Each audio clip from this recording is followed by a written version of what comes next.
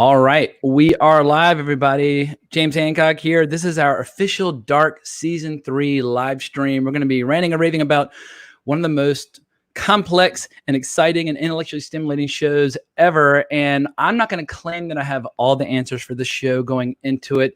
I'm still trying to wrap my head around this elaborate family tree and all this. But luckily, today I have a guest, Chalan Bel-Air, host of the YouTube channel, The Binge Zone, who's an even bigger fanatic for Dark than I am. And he's done a ton of videos on the topic. But Chalan, you reached out to me a couple of days ago about possibly collaborating. So welcome to Geeking with James Hancock. Thanks for having me, James. Yeah, I've been a huge fan of Dark since the inception of the show. And if you guys see my channel, like I have about 11 or 12 videos just on Dark itself. And I've just been way into it. And I was doing a live stream recently. And one of the commenters suggested that I should collaborate with you. So I reached out, and then here we are just geeking out about Dark. Well, it's crazy. There are not a lot of channels talking about the show, and the show is so beloved by people who see it. It's surprising to me that it's not being covered by thousands of channels. But as we wait for people to start coming in, I'll just say, in terms of today's conversation, I've got questions for Chalan, and this is a group discussion. People should feel free to interject anytime, because while I know I have holes in my knowledge of the show, Chalan probably has fewer, but he also has some as well. I'm hoping that between us and the viewers in the comments, we can kind of get a complete picture of just how cool and complex this show really is. So people should feel free to interject at any time. Everybody's welcome. But as we wait for people to file in, I just want to just start real casually. First, let's just talk a little bit about Chalan Bel-Air. Tell us a bit about yourself, your channel, what kind of content you create, etc. Well, okay, let me see. Essentially, I've been a fan of long form content since I was a kid. Like my mom would just sit me in front of the TV and be gone for hours, and I'm just glued. So growing up with that, I've always been a fan of television series and movies, specifically television, because I'm a bigger fan of long form content, because you can actually get into the meat and potatoes of those series. And it got to the point where I was so into it, like in my social circles in real life, like I didn't have anyone to talk to about anything, because I'm sure you can relate of just when you geek into something, like you don't have people to relate to. But YouTube was a perfect outlet for me to actually go out and find people who watch what I watch, enjoy what I enjoy, and start a conversation. And I was able to express myself. So I created the channel, The Binge Zone, because I pretty much binge everything I like and watch a lot of things. So that's one way for me to express and reach out to like-minded individuals where I can actually indulge in the things that I like to indulge in. Very cool. Well, I'm thrilled beyond words that you reached out to me. And I think you're the first YouTube guest I've had where somebody I didn't know prior reached out to me. I've had guests in the past who I already know through my podcast, Wrong Reel, but it's always a pleasure to make new friends with similar interests. But let's not wait any longer. I guess just to start, just to kind of warm up, because it's a complicated subject. Oh, yeah. How did you first get hooked on Dark? And do you have any theories initially on why the show hasn't necessarily been this runaway success, like something like Stranger Things? For me, Dark is the best show that Netflix has ever put out. And I'm not frustrated that it doesn't have a bigger audience, but sometimes I am a little bewildered as to why it hasn't become a global phenomenon like Game of Thrones or something like that. So how did you get hooked? And do you have any theories on why it's not necessarily the biggest show on Netflix? I got hooked by watching the first episode. I stumbled upon Dark. I was minding my own business, and Netflix usually has similar suggestions. So I clicked the show, and the first thing I see, the first episode, like within the first few minutes, Michael hangs himself, and I'm like, holy shit, right? That's one way to start the show. And I start watching, and once I start to understand that it's a time travel show, not a missing kids show, I really get into it, especially since, and what I feel as though it's not getting as big of a thing as Stranger Things or Game of Thrones. First off, I feel like Netflix marketed the show wrong, because they marketed it as a show similar to Stranger Things, which it's not at all. And secondly, I feel like foreign shows and movies in general tend to have a strong disconnect with American audiences. Like, look at this year's Oscars when you have Parasite winning Best Picture, but then I've talked to people in real life and online, and they refuse to watch it just because of the subtitles. Yeah. And I'm like, and I'm like, yo, this movie's amazing, just like the show's amazing. And I just feel like in general, with something like Stranger Things, because we can relate to the cultural zeitgeist of just the 80s and everything that was going on there, or Game of Thrones, how we all can we've all seen, well, the majority of us has seen fantasy stuff such as Lord of the Rings, etc. So we have something to relate. But when you have something as complex as Dark, and then you throw in the fact that it's a foreign show, it's kind of has a disconnect with the American audience, kind of like I said, Parasite, because Parasite itself, it deals with, like, for example, it deals a lot with the Korean way of life and just their mannerisms. So people can't really connect. And I feel like as Americans, we're selfish. Like if we can't connect to the thing, like we won't actually engage in it. I've had people on Twitter say they refuse to watch it until there's an American remake. And when that's the kind of thing that makes my vision go red, because I'll be recommending the show and say, oh, well, once somebody decides to remake it and set it in Massachusetts, then I'll watch it. And I'm like, all right, well, you're depriving yourself of one of the great storytelling experiences, because for me, on the big or small screen or in fiction, any medium you kind of think of, Dark is one of the most fascinating, probably the best, like, scientific and most rigorous approach to the concept of time travel, parallel dimensions that we might ever likely be to see. But real quick, I'm just going to say hello to some of the folks that we already have in the chat, some familiar faces and some new faces. We got Forrest Blairta saying, I need to watch episode 7 again. Yeah, agreed. Episode 7 of season 3. It's like, I still have cracks in my skull from trying to process all that. We got Charlotte Damgard, American Sonia being Jonas and Marta. Yeah, Jonas and Marta, that's the best time-traveling star-crossed romance I've ever seen. Of all time, right? Eleanor Tonorelli, if I'm saying that correctly. I'm only in episode 3. All right, we will be discussing some spoilers, but we're starting general first. But the moment you hear us giving things away, definitely cut and run. Adam Seba, familiar face from many live streams in the past. I still have to watch this show. Okay, well, Adam, hopefully we'll make a really good case as to why you should see it, because this show is bananas. And Meet Vorschit, hello from Germany. Nice. Meet, I have to apologize in advance. I don't speak any German. I can order a beer, like ein kleines Bier. That is the extent of it. So I'm going to be butchering the pronunciation of the names throughout the entire live stream. We've also got Maniac Madness 11. Hello, everyone. Hello, right back to you. Fred Schaefer, a buddy of mine from Virginia. Hello from hot and humid Virginia. I've never heard of this show, but I'm willing to learn. Love a good time travel story. Fred, yeah, you're in for a treat. Just start with episode 1, season 1, and just sit back and prepare to be just a friend of mine, Robert O'Mara in Ireland. He binged all 3 seasons over the weekend, and he might have to like go to the hospital. Oh yeah, no, my best friend, his name is Emmanuel. He started on Friday and he's done today. He just binged straight through. Yeah, I'm like, I can't even imagine that. Yeah.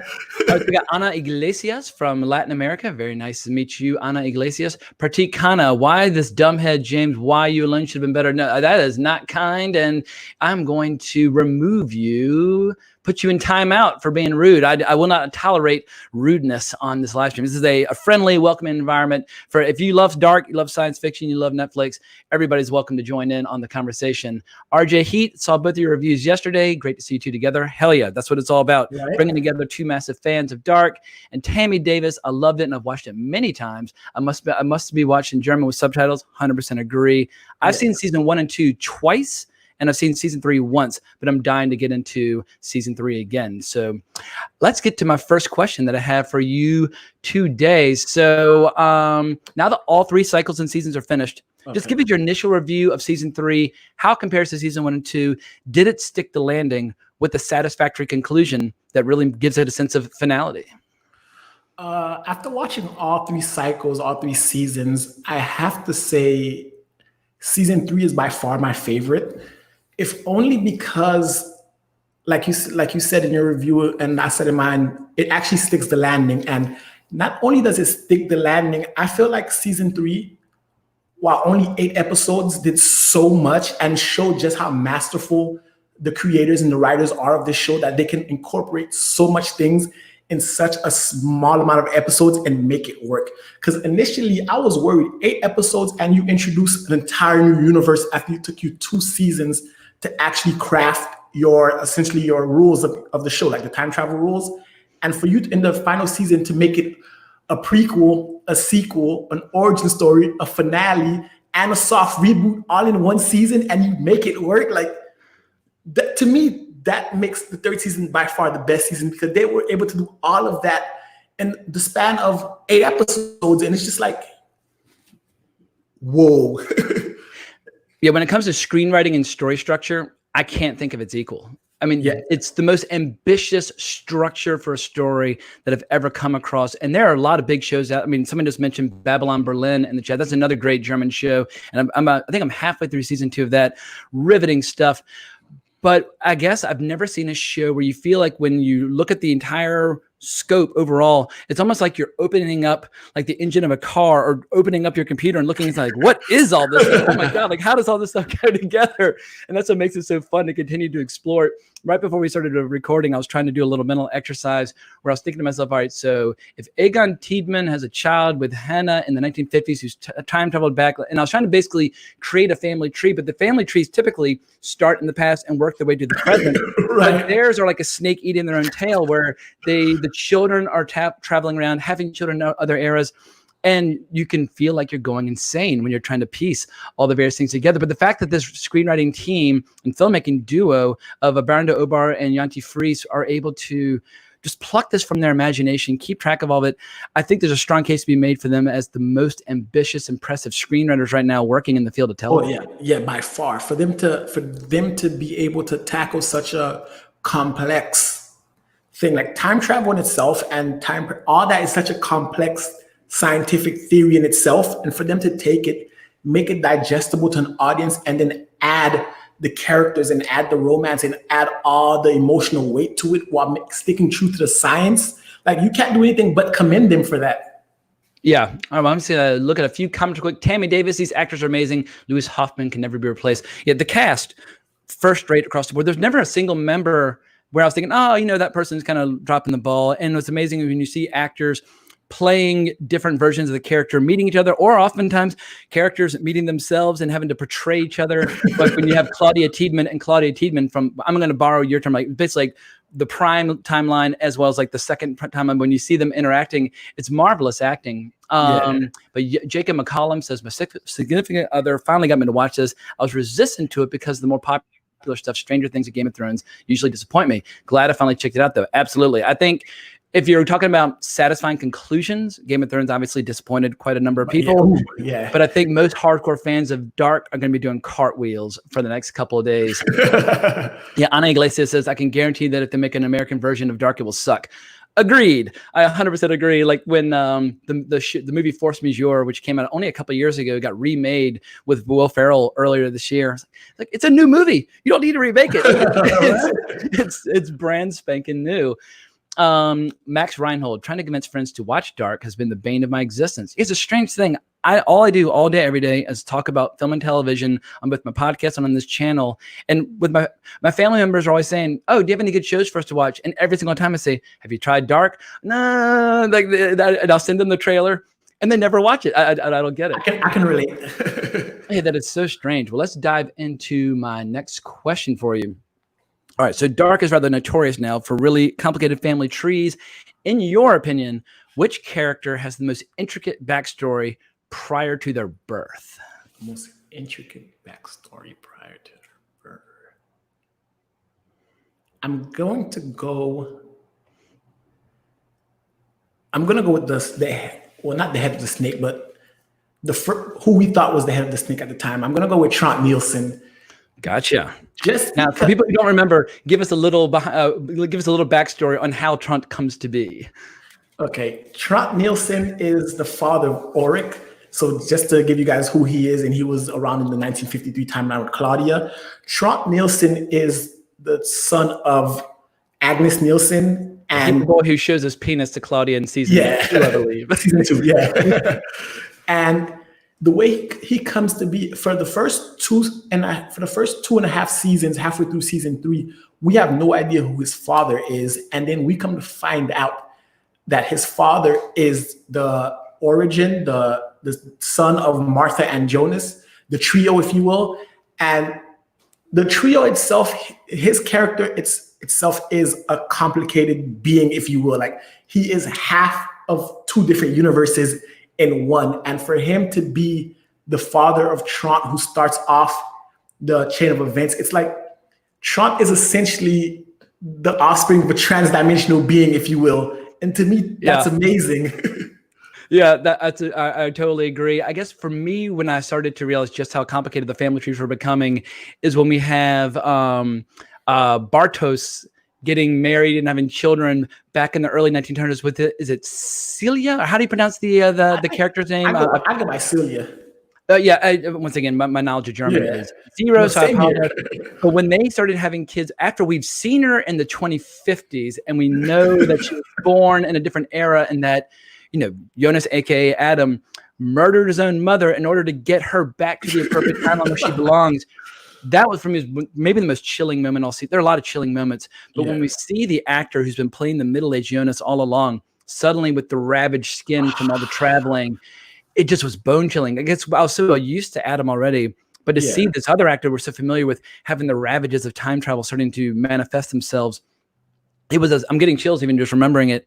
It was like watching a straight-up horror movie. And just the murdering of your own mother to put everybody back in their proper place. The show's called Dark, and it's called Dark. All right, so I'm going to look at a few more comments. So Albert Abrahams, how y'all boys doing? Doing just fine. And Kevin the Carpathian, hey y'all, excited to hear you talk about this masterpiece. I agree, the show is a masterpiece, and also high five for being from the Carpathian Mountains, which is the home of Count Dracula. We got Melody Pond, the creators created a timeless classic. Totally agree. I think this show, while it might not have the numbers of something like Stranger Things now, I think it's going to continue to grow a cult fan base potentially for years and/or decades. And I think the conversation surrounding the show is only really truly beginning now. Anna says, I hear they're working on another show on Netflix. Yeah, I love how they wrap this show up at so many shows overstay their welcome, but I love this team staying together, they're moving on. And if they'd said they were going to make a movie about or a show about the phone book, I would be the first in line.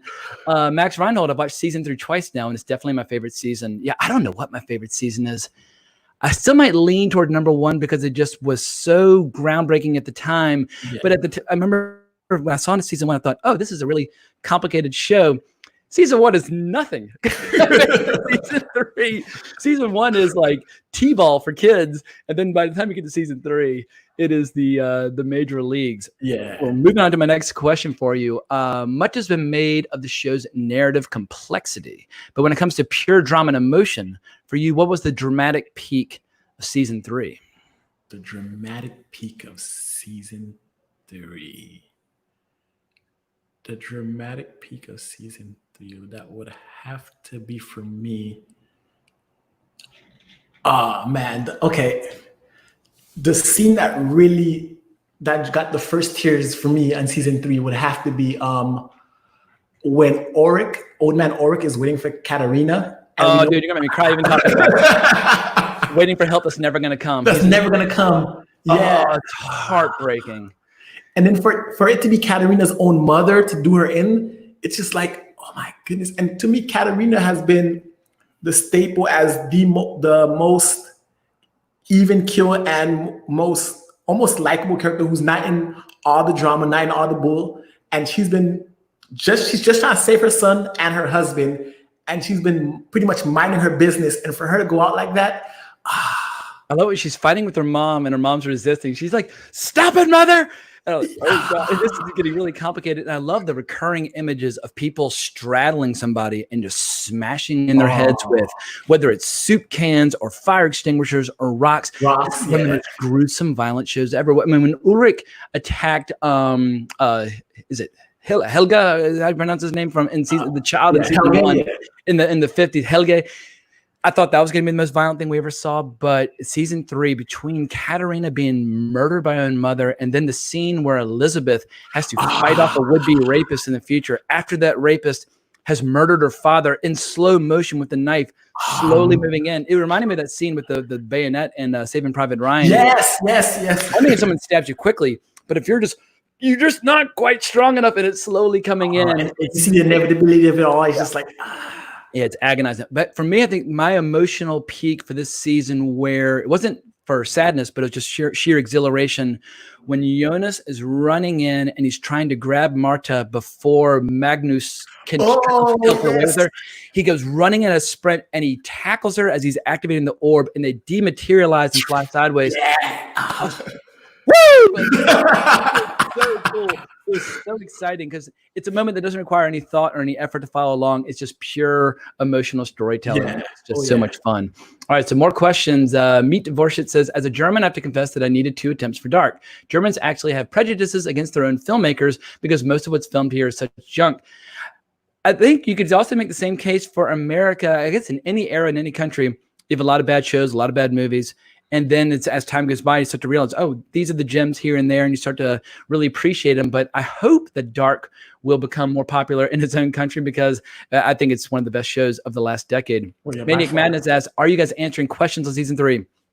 You are allowed to ask any questions you want. Whether or not I can answer them depends upon the limits of my intelligence. There are times I feel like I'm too dumb to review this show, but you are allowed to ask any questions you want. Gidget Valeru, who just on my podcast, Wrong Reels, she says, I so need to watch this. Absolutely, Gidget. You will absolutely love it. She's going to be coming back on Wrong Reels soon for an episode about movies that make Gidget fidget. I'll let you read between the lines on what that means. Adrian Mendoza, frequent friend of the show. I've tried watching Dark, but I can never get into it. I think the best thing you can do is just drink a cup of espresso, sit up, put on episode 1 of season 1. And I guess if it doesn't work for you, it doesn't work for you.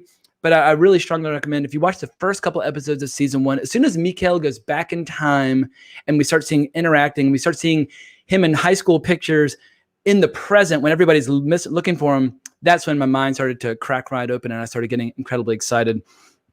Tammy Davis, when they did the remake of The Returned, it was awful. I pray they don't touch Dark. Yeah, there's always gonna be some dumbass out there who wants to remake something that's good, and it is it's just a sad state of affairs. So people don't like to watch subtitles. Sorry, I scrolled too quickly. Great observation with season 3, extraordinary. Adrian Mendoza says he listened to the recent episode of Wrong Reel and loved it. Thank you, sir, for checking out the podcast. Greatly appreciate it. And Matt, all right, so I'm going to move on to my next question for Chalan. Okay. Dark tackles several intricate concepts like bootstrap paradoxes in season 2 and Schrodinger's cat and makes them integral components of the plot. Which plot twist, like essentially which sci-fi concept within the story structure did you find to be the most intellectually stimulating? Because I feel like this show is a giant jigsaw puzzle in a lot of ways, and part of the fun of it is trying to piece it all together. But every once in a while, they introduce a really abstract sci-fi concept, and they somehow managed to make it still riveting and exciting and entertaining. So was there any particular idea that the show presented that really set your imagination on fire? I would have to go with the grandfather paradox when we find out that Charlotte is Elizabeth's mother, who's also her mother, and it's like and to me, when I always think of time travel, I always think of what Dark really does for me is it's a time travel show that really sticks to a possibility of real time travel. Because if you think of something like Back to the Future, how Marty was able to go back and if he changes things, then his future changes. But Dark, you can't change the past. It is what it is. And if the future's already happened. Yeah. Exactly. So then by them going back in time and becoming their own parents, so to speak, it's like I see that it's like it's mind-numbing. It's like the infinity symbol, like a positive feedback. Yeah, it is exactly, there you go. It's mind-numbing, but it's very plausible. Like even if time travel were to exist in our world, that could happen because, for example, I don't know my great-grandfather. I could be him for all I know, right? Absolutely. You are your own great-grandfather. Yeah, there was actually a country song in the 80s called I Am My Own Grandpa, but I can't remember how he became his own grandfather. But as a little kid, I thought it was hysterical. Yeah, I guess in season 2 at the end, when you see Elizabeth and Charlotte, or Charlotte, however you say it in German, when they meet at the time of the apocalypse, that was such a bone-chilling moment, knowing that Charlotte in the future will give birth to her own mother, and then obviously Charlotte goes back in time to give birth to Elizabeth, and the young Elizabeth in season 1 when she's deaf and stealing her sister's lipstick and looking for a boyfriend. I found her character just so delightful from the beginning, but she has such an incredible arc and so many ups and downs, and we see how in the future, even though it's the apocalypse, just how happy she is with Noah, who we know as this total psychopath, right? Murdering and torturing children, that sort of thing. But she and Noah, she's like always saying like, tell me about paradise. And he'll slow down and tell her about paradise. Yeah. And seeing just the pain and agony of losing her child when Charlotte is taken back. And there's that wonderful moment where Charlotte and Elizabeth, and there's a third one, I can't remember who, are all sharing an embrace before Francisca. That's Francisca. Exactly. The older version of Francisca. Yeah. Talk about a family reunion. I mean, wow, right? Just insane. All right, so I'm gonna look at a few more questions. Max Reynolds says, I feel like if you got to episode 5 of season 1 and weren't interested, then it's probably just not for you. I think that's fair. I think nobody should be forced to watch anything if they're not. I mean, this is entertainment, so not every piece of entertainment is going to be for everybody. But I think if you give a season, a couple episodes, you've kind of given it a fair shake. Yeah. Andre Merrick, if I'm saying your name correctly. Hey, all fans since season 1, episode 1, how would you rate rewatchability out of 10? Rewatchability, I find to be very high because there's so much detail. You cannot even possibly hope to digest it on a first viewing. I waited a year before rewatching season 1, and I waited a year before rewatching season 2. I rewatched season 2 just before season 3 to make sure it was all fresh.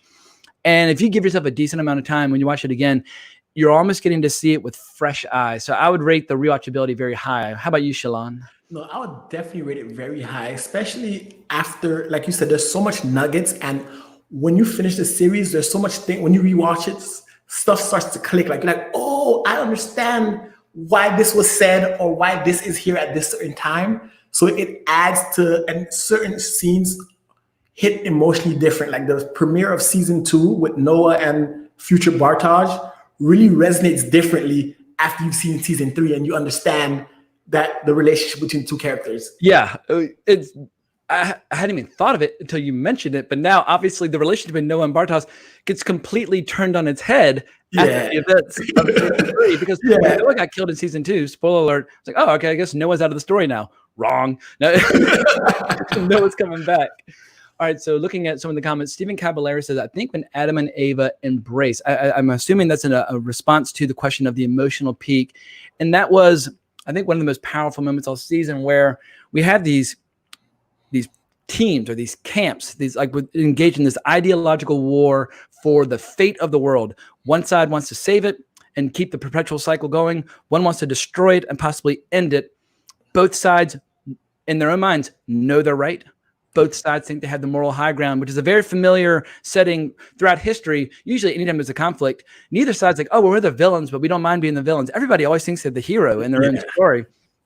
And the fact that they were able to get past this eternal struggle and accept their fate at the end, where you see, Ava trying to kill herself to get the cycle going again, and it's not working, and how basically this struggle that's been going on for who knows how many cycles is now closed. I found it to be an incredibly uplifting ending. This idea of breaking the cycle as opposed to one side winning over the other. But here's a great comment. RJ Heat, oh my God, go slow. This is heavy. Yes, it is. This is a strong dose of medicine. Or Ariana Stafford says, dramatic peak. Adam and Ava old, holding hands, and Thanos snap disappearing. Yeah, I guess a lot of people are going to be doing probably compare and contrast between the end of Avengers Infinity War and the end of season 3 with the people dissolving. But obviously at the end of Infinity War, half the universe is dying. Where here, it's almost like you have these characters that are finally going to know peace after such a long time. And there's a hope of some sort of rebirth that we see with Marta and Jonas at the very end. All right, so we're going to move on to my second to last question. So if you, personally, if you're a character in the story, if you had to join forces with either Ava or Adam, which team would you choose and why? And which team has the most intimidating cast of characters working for them? Because obviously both sides have a lot of cold-hearted villains at their disposal doing evil things throughout. But which side, in your mind, if you had to choose a side, Ava or Adam? I would choose. I'll go with Ava. For a few reasons. They might be superficial reasons, but for one, I feel like Ava's side is the more technologically advanced. Like it seems like her alt world is more advanced technologically, superior time machine. And to me, it's like her side is more intimidating. While on Adam's side, you have Noah, who was so intimidating in the first season. but on Ava's side, you have the trio. And when those three guys show up, I do not want to be in the room with those three guys when they show up. Like it's scary. It's like every time, the little boy. I mean, the older version of the character, he's kind of intimidating, and in the middle-aged version is kind of intimidating. But any child who's going around time traveling or dimension hopping and murdering people is always intimidating. So he definitely wins the evil child award. Because remember when he pulled the gun out on the guy and he's like, and I was like, oh my goodness. Yeah, and I guess even just one of them by themselves would be scary, but how usually one will enter and then the others enter. And I thought they were the best new characters introduced. Oh, by far. Season 3. You definitely needed because Noah in season 1 obviously is the big scary villain, and he's torturing people with that hellish chair. But all right, so I'm seeing a question ahead where someone is asking about, did they ever explain the chair?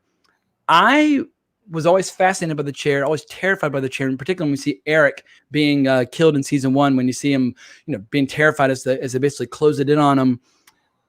I want to get your read on the use of the chair and what it was trying to do, but I almost feel like Noah in his way was using the chair to send people through to different eras to fill in the gaps and place them where they need to be in order to keep the cycles in place, because Adam's all about everybody being in the appropriate timeline. And in that, Noah is working for Adam and the Sic Mundus Creatus Est. Is that how you say? That's how I say it. In any event, my interpretation was everybody needs to be in the right place for Adam's grand ambition to be completed. But what was your interpretation of the use of the chair? Because I imagine whatever they thought the chair was when they wrote season 1, the writers their thoughts on the chair probably evolved by the time it's circled. Yeah. So what is your interpretation? My initial interpretation was the same one you had, but after seeing the second season and the third season, to me, it was because we see in the third season, not Adam, but Middle Jonas and Claudia working to get the thing working in the future, and Noah is there. So at the time that Noah loses Charlotte, and he's rattled with trying to find his daughter, and at the time he wasn't there with Claudia and Jonas the whole time when they actually understood time travel. So I take it as his way of trying to create his own time machine, but also trying to put the things in place while he's almost on his own mission. So he knows what he needs to do. So he's using the kids as testing, just like how he took Elizabeth's boyfriend back in season 1 and bit her off, which is another great callback to the later seasons. Like, you understand why he chose that kid in particular. So I just think it's him trying to create his own time machine while also trying to keep Adam off his back, essentially. One of the scariest moments I thought in all 3 seasons was early in season 1, where we see Eric in bed, on a bunk bed in the room with the chair, and he kind of looks over at it, and then he rolls over. And this kid knows that whatever is going to happen, it ain't going to be fun. It's over, yeah. It's just the doom is written all over him. But that was, for me, one of the bleakest moments. So few comments from the chat. Jonathan G21, this show for me managed to do everything Lost didn't. I agree. I bailed on Lost, I think after 4 seasons, because I started getting frustrated toward the end. And I realized I always felt like the writers didn't quite know the answers to their own questions. Whereas with these 2 writers, I always feel like I'm in very good hands. Even when I'm confused or I'm lost or I'm pausing and I'm looking up characters and trying to figure out what's going on. I love it when you have the confidence in a filmmaking team. They're not going to disappoint you. They're not going to let you down. And I feel like with this, I think they're a husband-wife team, or they're at least involved. You're in the best possible hands, knowing that you feel confident following them wherever they want to take you, because you know that your confusion eventually will be addressed and satisfied. But how would you compare the show to the feelings people had about Lost? Oh man! So for the longest time, as disappointing as the ending of Lost was, for the longest time, Lost was in my top 5 favorite shows of all time, just because the first few seasons, it peaked, like you said, around season 4, but the lead up to season 4, to me, Lost was building up to something great. So addictive, yeah. Yeah, and then it just dropped the ball. And I feel like I got Lost vibes with Dark, but because it was more compact, the fact that it's a streaming show compared to a network show, they were able to be more compact, they were tighter, and they didn't rely on shock value and audience retention for advertisers. So they were able to actually craft their story. So I would rate Dark above Lost, because Dark did everything Lost tried to do, but better. Yeah, I feel like just the writers of Dark are just smarter. Yeah. Yeah. They're not BSing us with like people always describe that form of storytelling in Lost as mystery box storytelling, where you get the sense that the mystery, no one really knows the answers. And I imagine that as they were writing the show, they didn't know that episode 7 of season 3 was going to come at a certain point. But I imagine they had a pretty good roadmap. But question from Synthetic Gaming: Nolan or Baron Odar? We were actually discussing this right before we started recording because we're both excited for the film Tenet, which has been pushed twice now. Now I think it's coming out mid-August.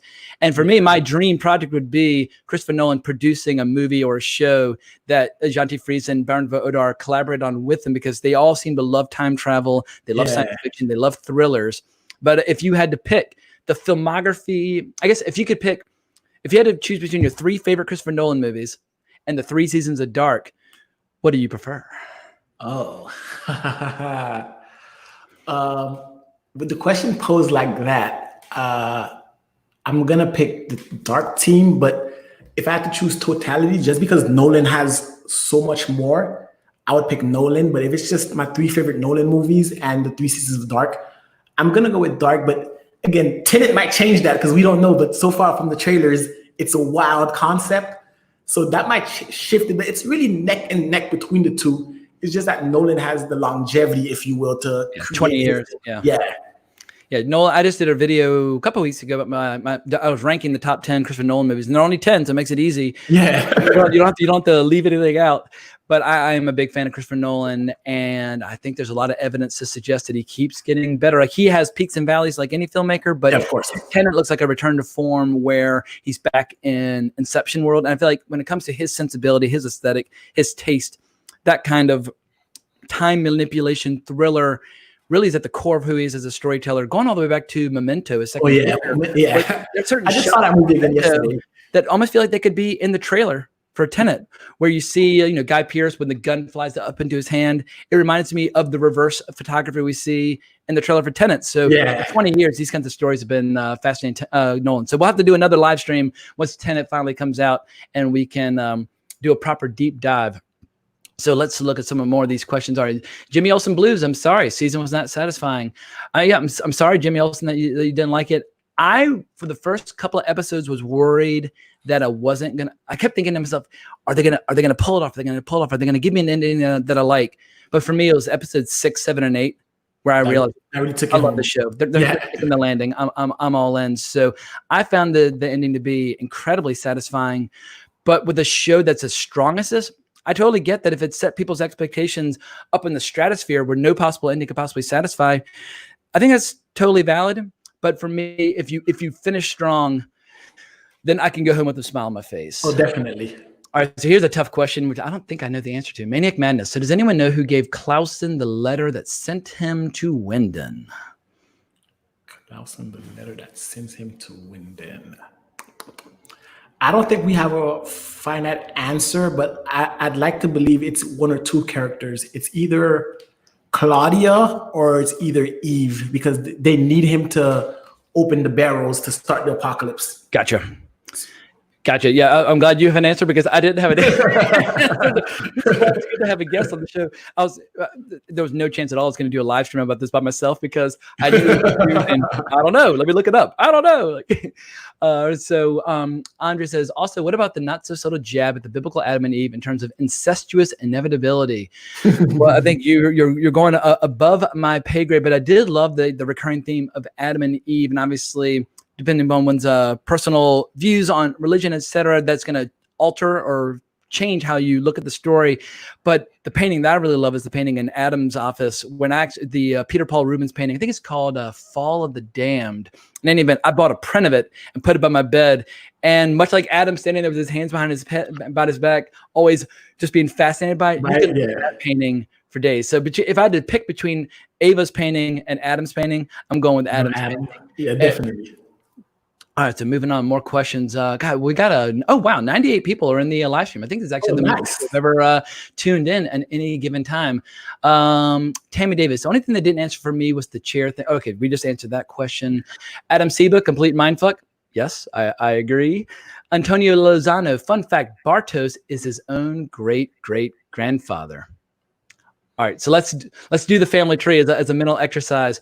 Obviously, we know who Bartos's father is, and we know who his mother is. Obviously, with his mother being Regina. Regina's mother is Claudia. Claudia is the daughter, obviously, of Egon. Egon and Hannah is having an affair, which leads to the child with whom Bartos breeds. But I feel like I'm making myself dumber just trying to keep track of all of it. But I'm going to take your word for it. But I would have to actually, because I keep looking for images of family trees for season 3. And there are a lot of family trees for season 1 and season 2. But the dark fan community hasn't updated all their family trees yet. But I can neither agree nor disagree, but I'm going to take your word for it. So Lexi Taylor, why didn't Elizabeth jump forward in time?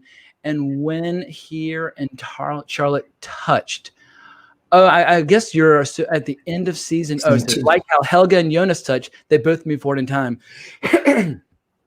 If you're asking about why didn't it move forward at the end of season 2 when they touch, perhaps because it was at the same time as the apocalypse. And I guess when the apocalypse occurred, time froze for a moment, which perhaps threw off the consistency of the laws of physics. That's my quick answer that I'm plucking out of my ass on the spot. But do you have any theories, Chalan? I'm gonna go with your answer. That's the most plausible because time did freeze for a fraction of a second, and we don't know if anything exists beyond 2052 or the loop just resets. So I'm gonna go with your answer. Okay, beautiful. All right, well, I've got one more official question, and then we are going to go exclusively to questions from the viewers. But this is more just put on your producer hat. If you could handpick whatever material you'd like for Baran Odar and Janti Fries to tackle down the road, what film or television project ideally would you like to see from them? Because I've had the joy of Dark is that in an era of endless reboots and sequels, and where you have so much intellectual property from bygone eras that people are dusting off and trying to make new again. Right. We have something that's brand new. People need to have their own shows and their own movies for their own era to call their own. And if you're an 18-year-old sci-fi freak right now, like, yes, Dark is my show. This is my era. And I think it's incredibly important to have original creative ideas. So I hope they'll continue to only do original creations. But if you were hiring them as a creative team to work on a project, would you try to steer them in any particular direction? I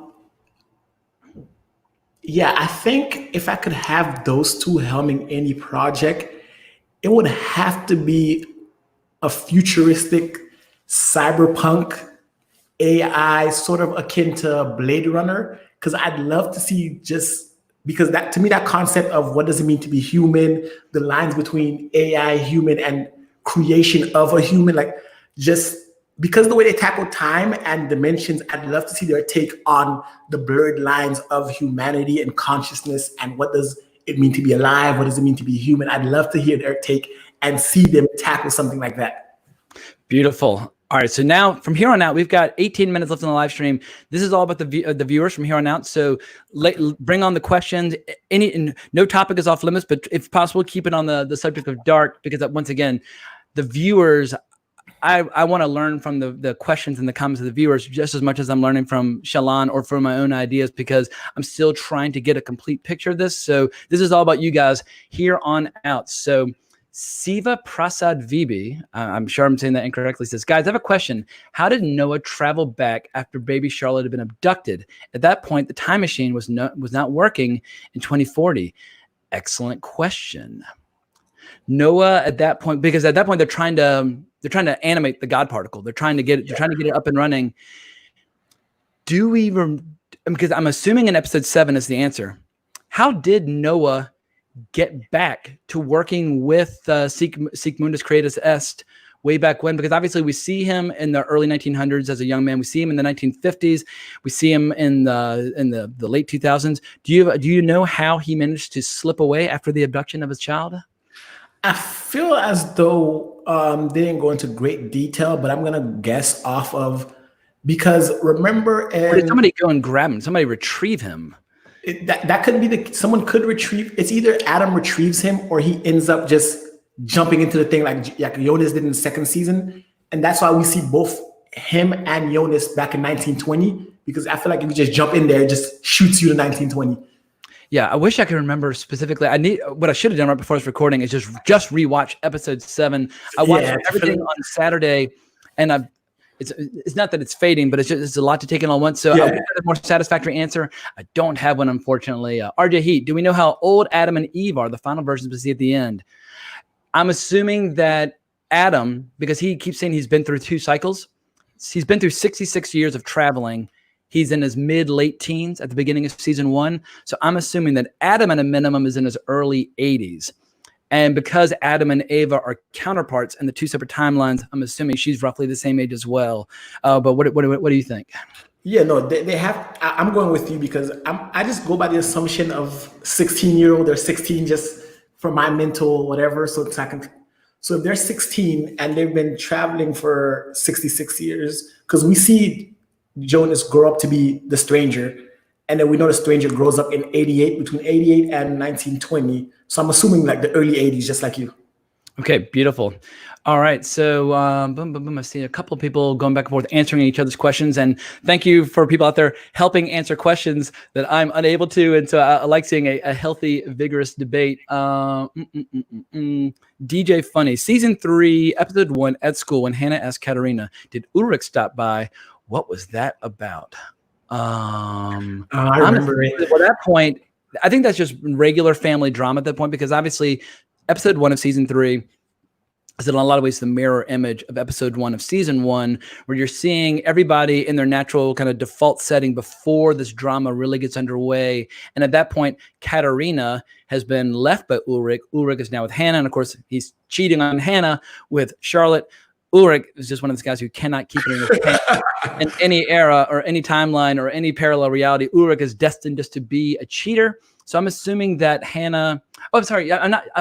I'm tripping my own feet. I'm confusing Hannah with Marta. So it's Hannah who he's with, but who's cheating on. I'm assuming Hannah is looking for him at that point, and that's when she discovers the blonde hair. She's wondering if it belongs to Katarina, but later on she grabs Charlotte and she hugs her. And she smells her. And she knows, because she remember earlier she smelled Ulrich's clothes. That's when she knows who Ulrich is screwing around with. So that, I believe, is the answer to DJ Funny's question. Yeah. All right. So Dutch van der Linde. She thought Ulrich was cheating on her. All right, there it is. Dutch answering the question for us. Beautiful. Alex Jones. Funny. Hannah suspects Ulrich. That's answering the same question. Ana Iglesias. Both Lost and GOT make me less patient to show. If the show starts to become lame, I bail. That is a big question. Like now, would you recommend Game of Thrones to somebody who hasn't seen any of it or read any of the books, knowing that the books don't have an ending? Because there are only 5 books so far. Yeah. It's been 9 years that we've been waiting for Winds of Winter, and knowing how frustrating the ending of the show is. I'm always wrestling with, do I recommend to people who are not fantasy diehards to dive into that? So right now, if you had to recommend somebody start with Game of Thrones or Lost or Dark, what are you going to recommend? Game of Thrones let me down. So I used to recommend it all the time, but like the final 2 seasons, I stopped. So I would go Dark. I would go Lost, because I still think some of the early seasons of Lost are still masterful, and then Game of Thrones, just because Game of Thrones really, while Lost fumbled its landing, it at least had something to go off of. I just did not like the ending of Game of Thrones at all. Yeah, with Game of Thrones, I've read all 5 books twice, and he has supplementary books as well. He's got a book called Night of the Seven Kingdoms, which is events about 100 years before Robert's Rebellion. And he's also got the book Fire and Blood, which is the first half of the Targaryen history. And I feel like if you're a diehard fantasy nut and you want to dig into the books and the show, and you just want more content, it is an incredibly satisfying experience consuming it all. But the fact that neither the books nor the show have a conclusion that works is the big Achilles heel for Game of Thrones. But I remain a giant fan. But Dark, 3 seasons, boom, boom, and they're all solid, all strong. BB11249 ran to the store. What did I miss? I took my shirt off and started flexing like crazy. But you'll have to go back and watch the video later on and see what prompted me to show off my guns. All right, KEA, one of my good friends from Twitter. Even if I didn't see the stream from start, I like the video. That's the GWJH vibe. God, what is the GW? I'm going to need, what does that acronym stand for? What does that abbreviation stand for? Something James Hancock. but I don't know. Anyway, at any rate, KEA, check him out on Twitter. He posts incredible stuff all the time. Definitely hunt him down. Boom, boom, boom. Meet Vorshitz. Did you hear that of Odar and Freeze will make another Netflix show, something in the horror direction taking place in the Victorian era? I've been hearing rumors. I know they are already at work. And I love how they're not going to try and drag this out or beat it like a dead horse. What the most anticipated show on my horizon or calendar is whatever they do next. Whenever they drop, yeah. Emil S says, I saw an interesting interview with John T where she said that she follows the 70s rule or 70% rule. So basically most of the story is fixed, always with a little bit of free space for adaptations. I like that. Yeah. All right. But I guess also, Chalan, now that we've got only 10 minutes to go, do you have any questions, comments, statements, anything you'd like to add, anything we haven't discussed yet that you found particularly interesting? Because I've had questions for you and they've had questions, but is there something about this show that we have not addressed or sunk our teeth into that you think is absolutely an essential ingredient? Of the show, an essential ingredient. I think we talked a lot about just the scope and just the subject matter you're tackling. But if we strip all that away from Dark, I think Dark is a tragic love story at its core. And because of that, the emotional weight that it carries, I think we're a perfect match. To me, is the heart and soul of the show. It's just the fact that all of the characters, for the most part, are all star-crossed lovers, whether it's Adam and Eve, Martha Jonas, Magnus and Francisco, Hannah and Katarina. It's all at the crux of it all. It's a tragic love story, which is, to me, is so poignant that can still stand out in the midst of all the sci-fi adventures. Yeah, it's what keeps the show so grounded, because when you have a show that's as complex as this, it would be very easy just to get lost in the details and it starts to feel like homework when you're watching it.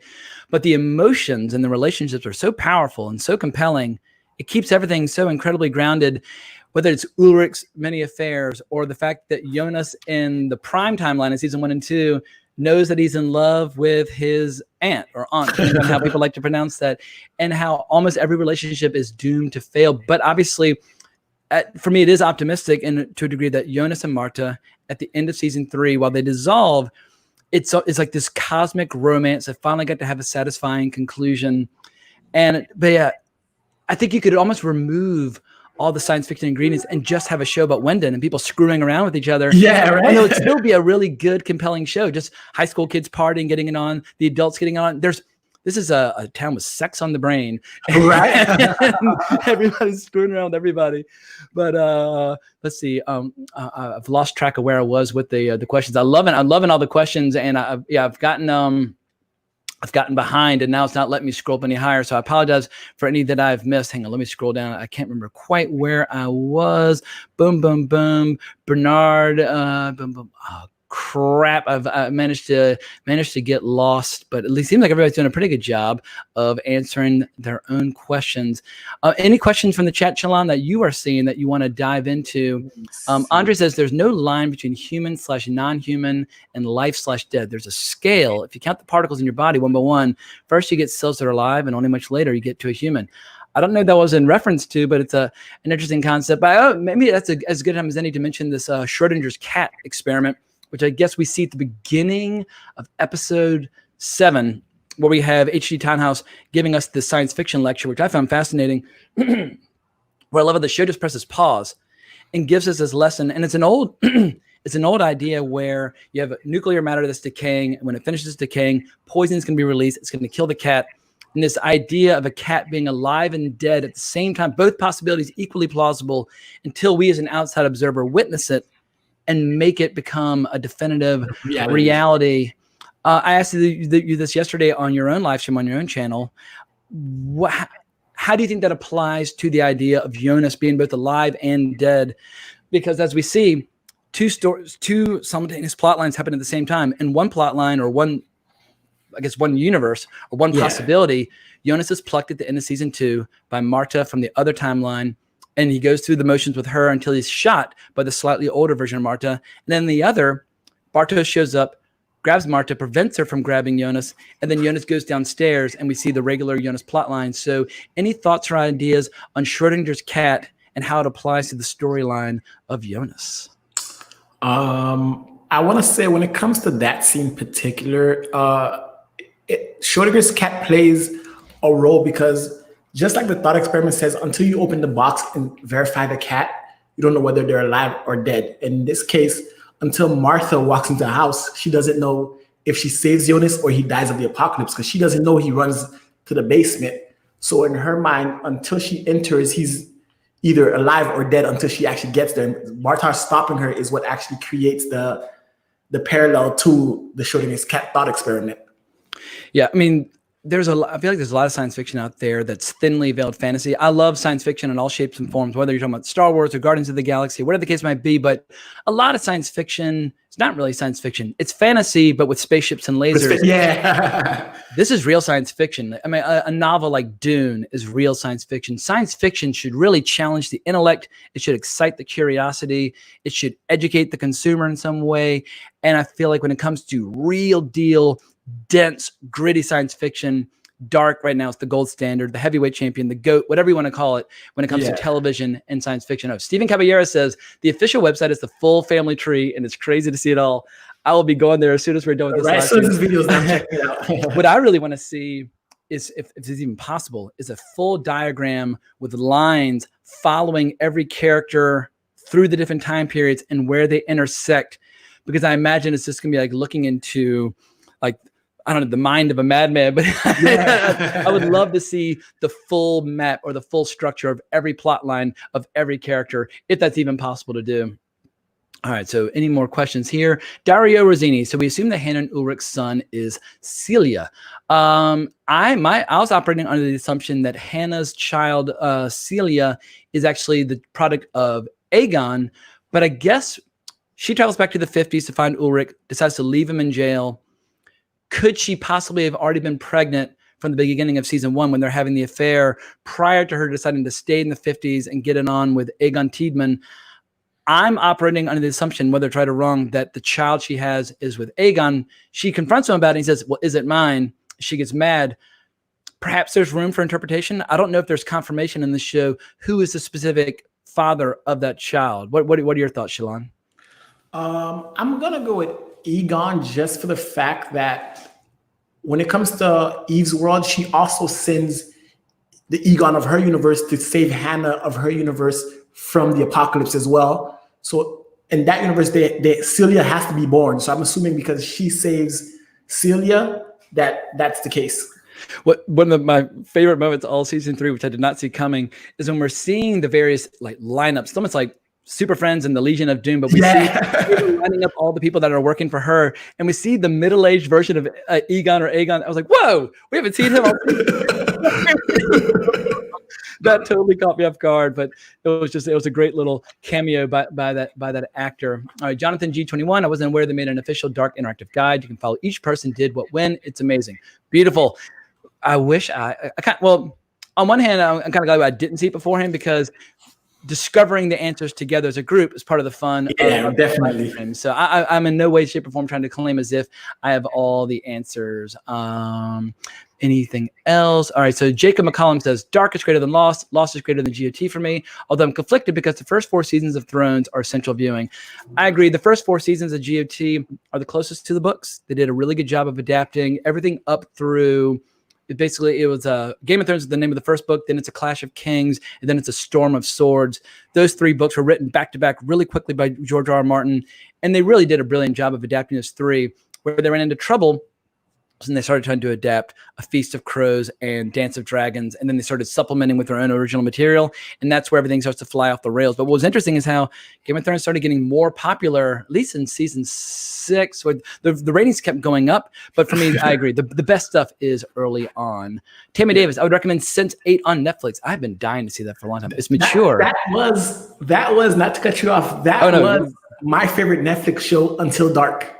Interesting. All right, so I need to see it. When it comes to mature content, I am game for everything. And so when it comes to graphic hardcore sex, graphic hardcore violence, bring it on. I always say that when it comes to sex and violence, one brings us into this world and the other takes us out. Right? And that's why they'll always be fascinating. And yet, there are always people who are trying to remove sex and violence from film and television.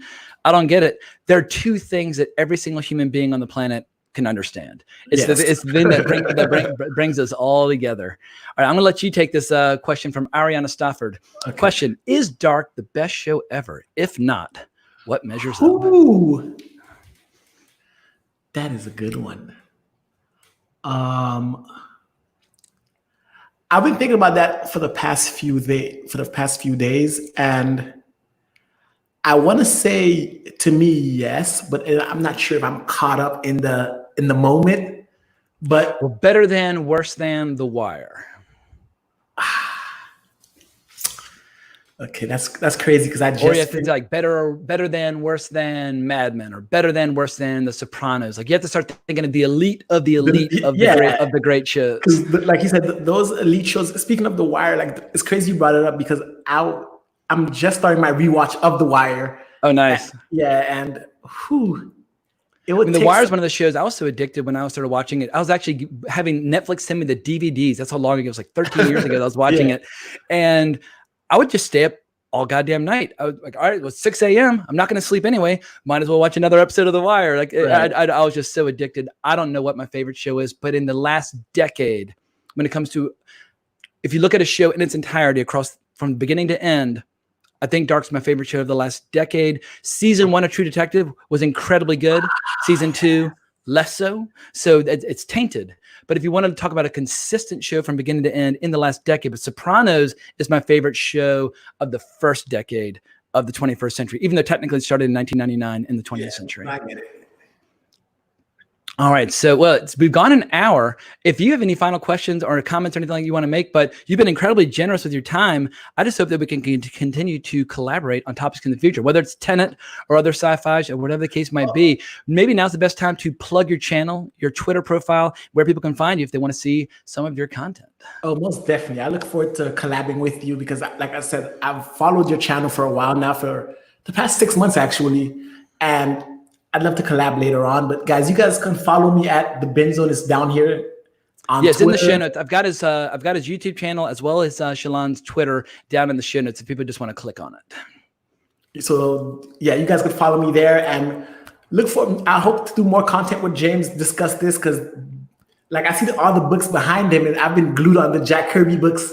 Oh, nice! Yeah, I love Jack Kirby. Yeah, Jack Kirby's incredible. Yeah. Well, do you have any shows or movies on the horizon that you're planning on covering on your channel that you're excited about? That because obviously, once people are through binging Dark, how do they scratch the itch moving forward? What is on your horizon that you're excited about as a commentator on film and television? Besides Tenet, that's been pushed back. The only network or production house or whatever that's churning out content right now is Netflix. So right now I'm looking forward to Umbrella Academy season 2 at the end of the month.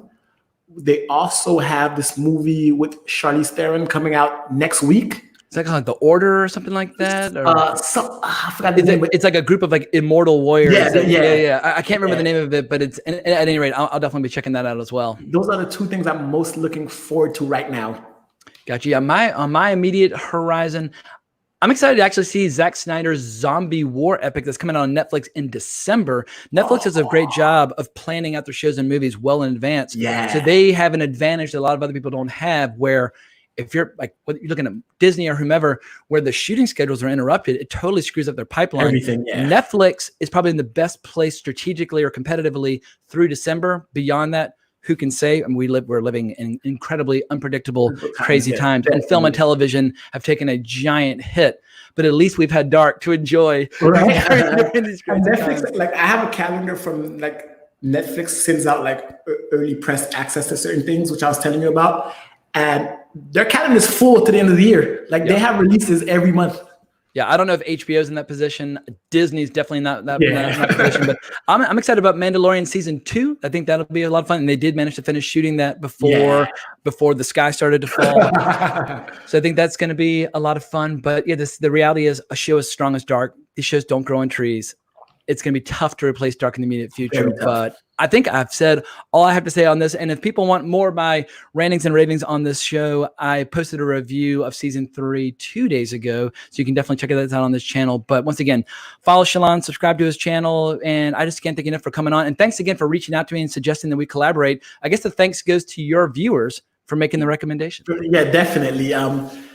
It's been a fun time. Like I said, all I need to say. I've enjoyed talking to you, and I'm gonna enjoy talking to you on future things because, like I said, I've been following you. We cover a lot of the same things, so like we can collaborate later on and have more conversations because it's actually fun to do this. Absolutely. Oh, Jonathan G21 just mentioned new season of The Expanse.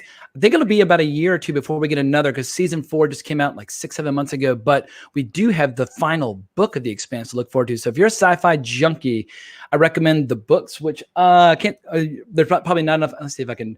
There they are. They're my Expanse books right over my right shoulder. But there's one final book coming. And then it'll be a while before Amazon's able to catch up with all the books. But if you really love sci-fi, I strongly recommend the books. But I can't thank you enough for everybody out here who's been contributing, asking questions. I think in terms of live viewers, it's been my most successful live stream we've ever done. So high five to everybody. Greatly appreciate it. And as I always like to wrap up my videos, more importantly, as always, onwards and upwards. All right, I'm going to end the broadcast. Boom, boom.